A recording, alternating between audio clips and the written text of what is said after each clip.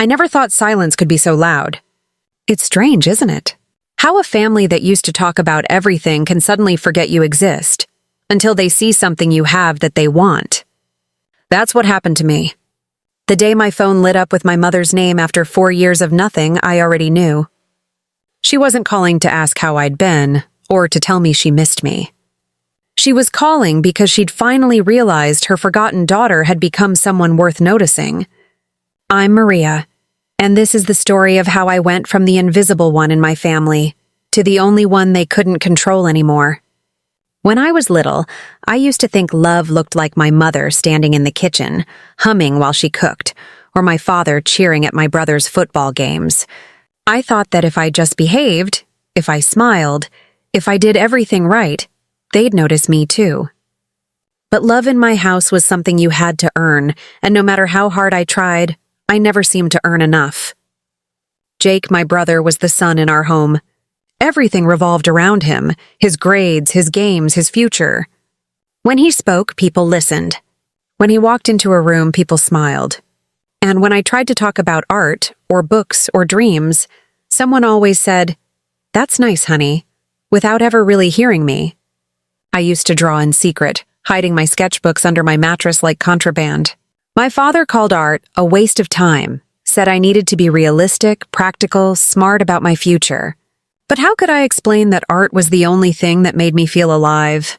That it was the one place I didn't feel invisible? When I finally got accepted into art school in Chicago, I thought maybe, just maybe, they'd be proud. I walked into the kitchen that day, clutching the acceptance letter like a miracle. My mother was on the phone, laughing with a friend. My father was fixing something in the garage. I stood there waiting for one of them to look up, to ask what was in my hand, but neither did. "Mom," I said, finally interrupting her call. "I got into art school." She smiled distractedly. "That's nice, sweetheart. Dinner's in 20 minutes. That was it. No hug, no congratulations. Just dinner in 20 minutes. I packed my bags 3 months later with nothing but my savings, a scholarship that barely covered tuition, and a car that coughed more than it ran. When I said goodbye, my father didn't even come outside. My mother hugged me like someone who was letting go of a neighbor, not a daughter. "Don't worry," she said. "You'll come back. You always do." But I didn't, not for years. Chicago was harsh, cold, and lonely. But it was also honest. No one there pretended to care about me because of my last name. No one judged me for loving art. I worked 3 jobs, waitressing, cleaning offices, and selling sketches on the side, just to keep a roof over my head. Some nights I'd fall asleep on my art table, hands stained with paint, stomach growling, but I never complained. Every brushstroke felt like proof that I was building something of my own. The funny thing about success is that it always comes quietly at first. You don't notice it until one day someone else does. For me, it was a local cafe owner who saw one of my paintings online. She asked if I could paint a mural for her shop. I poured my soul into that wall. Every forgotten birthday, every unreturned phone call, every ounce of pain I'd swallowed. When it was done, people started to notice. 1 mural turned into 2, then 3. Before I knew it, I had a small business, clients, and a condo overlooking the city. And then, one Saturday morning, I got the call. "Maria, oh, sweetheart, how are you?" My mother's voice was so cheerful it almost sounded fake. "Hi, Mom," I said carefully. "I'm fine. How are you?" "Oh, we're doing okay," she said. "We were just talking about you. We saw the picture Lily posted, the one in your condo. It looks beautiful. You must be doing so well." Lily, my cousin, had visited me a few days earlier.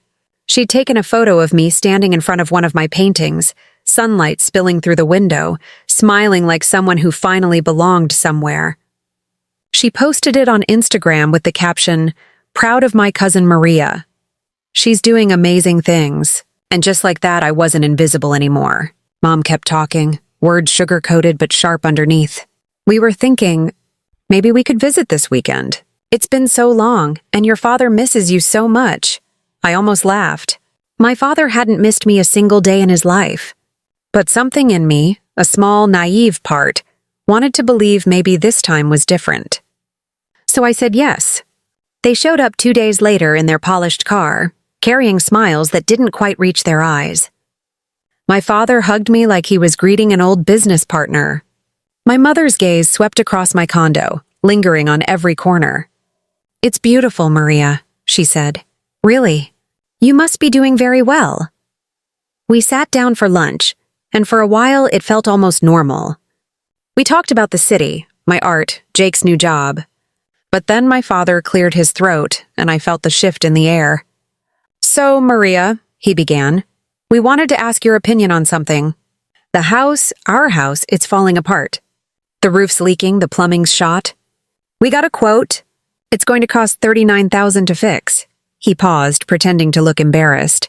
"We thought, since you're doing so well, maybe you could help us out. Just a loan. You know, family helping family." There it was. The real reason they came. I looked at them, my heart pounding in quiet disbelief. "You haven't called me in 4 years," I said softly. "Not for my birthday, not when I graduated, not when Grandma died. But now that you saw a photo of my condo, suddenly you remember my number?" Mom blinked. "Maria, don't be dramatic.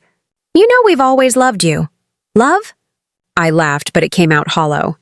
"You loved Jake. You tolerated me. Don't rewrite history now because you need money." Dad's jaw tightened. "That's no way to talk to your parents." "You're right," I said. "It's the way I talk to strangers."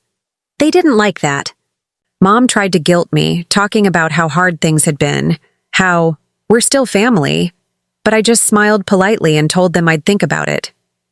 Then I asked them to leave. That night I couldn't sleep. I sat by the window, watching the city lights shimmer below me, and realized something. I wasn't angry. I was done. Done begging for love from people who only saw value in me when it benefited them. But I wasn't going to yell or argue or try to make them understand. No, I was going to teach them something much more powerful. What happens when the person you used to control finally learns to say no? They came back the next weekend, assuming I'd changed my mind. They were smiling again, acting warm, even bringing a cake. "So," Dad said, rubbing his hands together, "did you get a chance to think about what we talked about?" "I did," I said. "And I have an offer for you." Mom's face brightened instantly. "Oh, sweetheart, we knew you'd help us." "I will," I said, "but on one condition." I slid a document across the table. "It's a loan agreement. I'll give you the $39,000 with 10% interest. 18 months to pay it back. If you don't, the house becomes mine." Their smiles vanished. "Maria," Mom said, "you can't be serious. We're family." "That's exactly why I'm being careful," I said calmly. "Because if we weren't family, I'd never trust you at all." Dad slammed his hand on the table. "You've changed. Money's made you cold," I met his eyes. "No, you did. You made me cold every time you ignored me, every time you made me feel like nothing. Money didn't change me. Survival did." They left furious. I thought that would be the end of it. But a month later, I got a letter from their lawyer. They were contesting Grandma's will. Before she died, Grandma left me a small inheritance. She told me once, "This is for you, Maria, because I know what it's like to be the forgotten one." I hadn't even told my parents about it, but somehow they found out. They claimed Grandma was manipulated, that she wasn't thinking clearly. I hired a lawyer. We fought in court for months. Every lie they told only made me stronger. Every insult they whispered behind my back reminded me why I'd left home in the first place. And when the judge ruled in my favor, I didn't celebrate. I just breathed. It was over. That night, I sat by my window again, staring at the skyline that had watched me grow from broken to whole. My phone buzzed. It was Jake. "Maria," he said, voice shaking. "Mom and Dad lost the house. The bank took it. They don't have anywhere to go. They're asking if they can stay with you." I stared at the city lights for a long time before answering. "Tell them," I said quietly. "Family helps family. Maybe someone will help them." And for the first time in my life, I hung up without feeling guilty. Because I wasn't that same Maria anymore. I was the one who learned that sometimes walking away isn't cruel.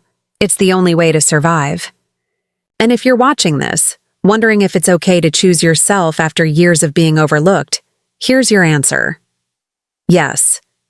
It's more than okay. It's necessary.